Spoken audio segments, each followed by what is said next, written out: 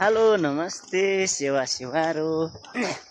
अनि हामी चाहिँ अब हैन अब तपाईहरु सबैजना सन्चै हुनुहुन्छ होला हैन अब हामी पनि सन्चै छौं सन्चै भएर त रोडतिर लखर लखर हिँडेको नि हामी चाहिँ आज कहाँ हिँडेको भन्दाखेरि हामी चाहिँ आज कहाँ हिँडेर तिहार लिन हिँडेको है तिहार के गर्नु अब नेपालीहरुले मासु नखाइ तिहार आउँदैन आज माथि बुङ्गुर काटेर के फेरि यो कुरा चाहिँ कसैलाई नभन्नु नि फेरि मतलब सुन्यो भने फेरि हैन मुखमा पानी चलाउन सक्छ त्यही भएर हामी चाहिँ अब बुङ्गुरको मासु लिन हिँडेको तपाईहरुलाई देखाउँछ अहिले म खाएर पकाएर अरु भनेको यस्तै हो हामी भनेको त्यस्तै हो अरु छैन अब तिहारको बेला हो हैन अनि तिहार बेला हो भनेपछि अब सबैले ह्यापी तिहार पनि अब हामी चाहिँ ल आज भोलि होला भोलि पर्सिको दिन टिका आज अब अन्त कामसाम पनि छुट्टी भइसक्यो अनि चाहिँ यहाँ अस्ति हामीले बुङ्गुरको मासु पनि थियो कि कुनामा त्यही भएर चाहिँ हामीले आँटेको लिनु आँटेको होइन लिनु जानु आँटेको बोल्नै आउँदैन यार बोल्नु भने पछाडि के भयो यार पहिले बोल्नुलाई यहाँ ट्रेनिङ लिन जानु पर्ला नि त तपाईँ केही भनिदिनु त मेरो भिडियोमा यहाँ नमस्कार गरिदिनु मेरो दर्शकहरूले तपाईँ मलाई नहेर्नु नि यता हेर्ने भनेको त यता के त हो यता पो हो जस्तो लाग्यो यता हो यतै हो यार म झन्डा कुनातिर कहाँतिर पसाइन रहेछ भरे बुङ्गुरको मासु भनेर सुँगुरको खोर पनि भेटेन भने त अर्को आपत आउँछ त्यहाँ तपाईलाई थाहा छैन के ल्याउनु ठाउँ थाहा छ मलाई म अस्ति गएको थिएँ कि त्यहाँ हामी अस्ति यो डाँडा चढ्नु गएको यो डाँडा छ नि यो माथिको त्यो दुईटा डाँडा चढ्नु गएको अनि त्यो डाँडा चढ्नु जाँदाखेरि चाहिँ अनि मासु त्यहाँनिर बोडाहरू थियो अनि फलेको थिएन अस्ति बोडा फलेको छ कि भनेर लिनु गएको थियो भनेर अनि त्यही भएर त्यहाँ बुङ्गुर काट्ने रहेछ भनेर थाहा पाएको थियो त्यही भएर चाहिँ बुङ्गुरको मासु लिनु हिँडेको अर्डर गर्ने चाहिँ अरू लिन चाहिँ लिन जान्छ हामी फेरि खेद्ने हो कि हामीलाई को आयो भनेर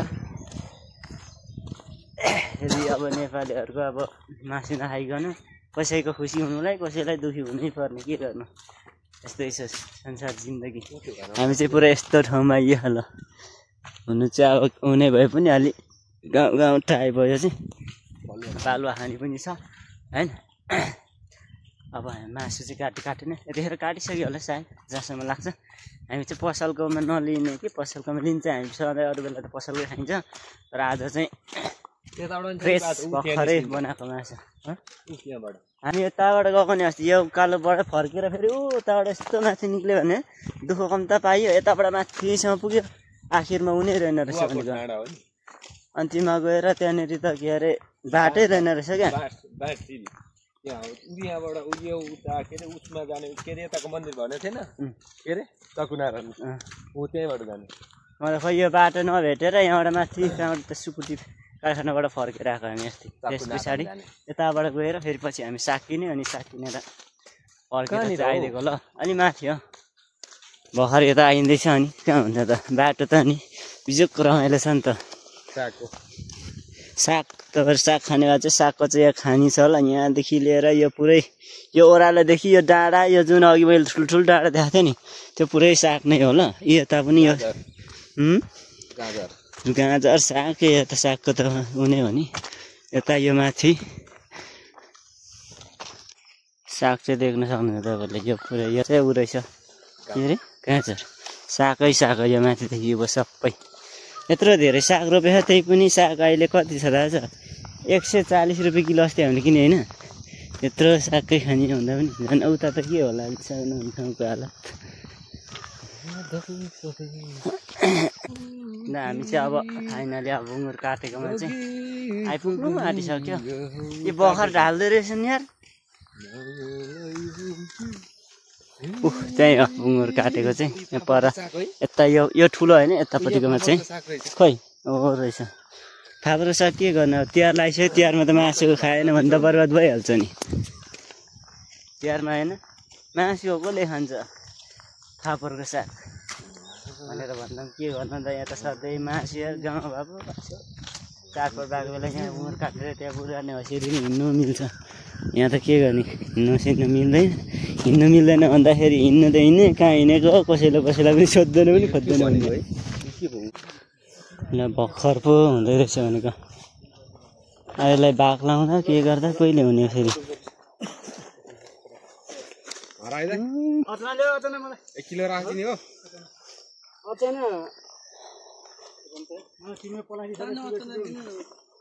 कति टाइम लाग्छ हौ दाइ पुङ्गुर तयारी हुनु?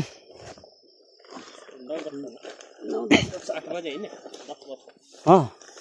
अस्ति निम्तो रहेछ रे यसो लिनु आएको 9 बजी भन्नु त भनेको थियो रे बा 9 बजी फाइनलै हुने हो कि भनेर नि भन्ने त फेरि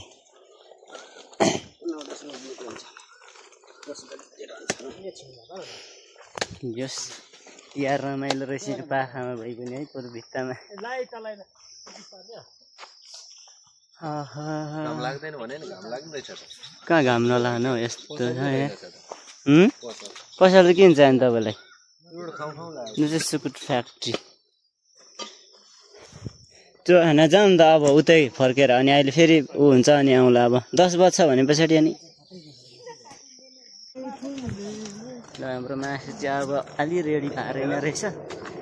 त्यही भएको कारणले गरेर चाहिँ हामी चाहिँ अब फर्केको होइन अनि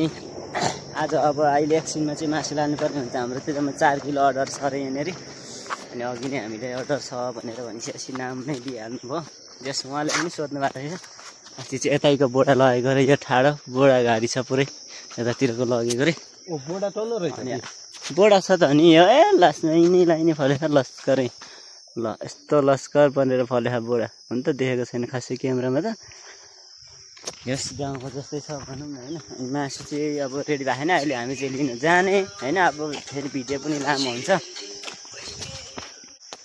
ल गाइज अब होइन आजको तिहार चाहिँ हाम्रो यस्तै हो बिहानी बिहानै अब मासु भात खानु पर्यो भनेर आएको अनि अलि रेडी नभएको फेरि फर्केर हामी गएको है त अब सबैले ह्याप्पी तिहार ल बाई बाई गाइज नेक्स्ट भिडियोमा भेटौँ है त ओके